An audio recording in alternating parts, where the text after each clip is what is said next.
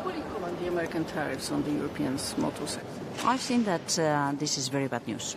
We regret the Americans, the American administration playing against a well-functioning global market, dealing with cars and ensuring that we can compete in a level playing field context and to boost innovation. I think that it is bad for consumers, it is bad for industrials, but of course we will have to pay attention to our own interests as Europeans.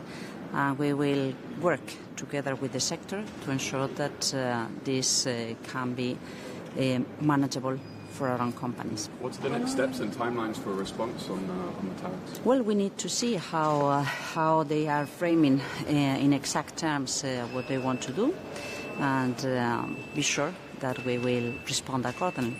Do you think the auto sector in Europe will need some more support? I think that what we need to see is what exactly they are thinking of or trying to put off on the table to see how we need to respond. But as I said, I think that we are going to back an industry that complies with high standards in terms of labor rights, in terms of environmental standards, and that it is key for a well-functioning economy here in Europe, but worldwide.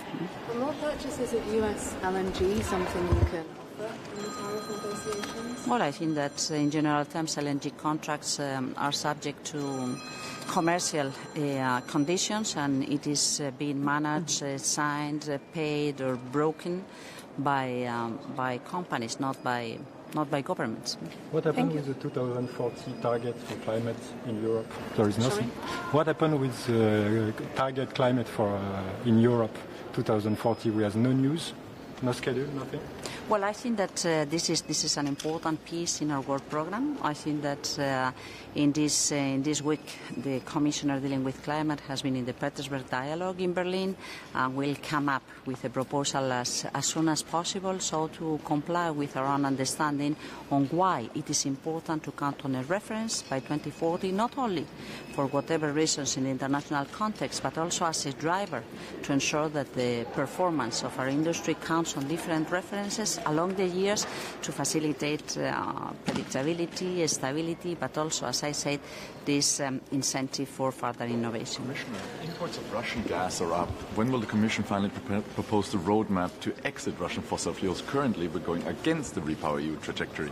Well, we are trying to combine something which is very important, rule of law, so that we ensure that we do not commit any mistake in terms of legal predictability of what we do and how we comply.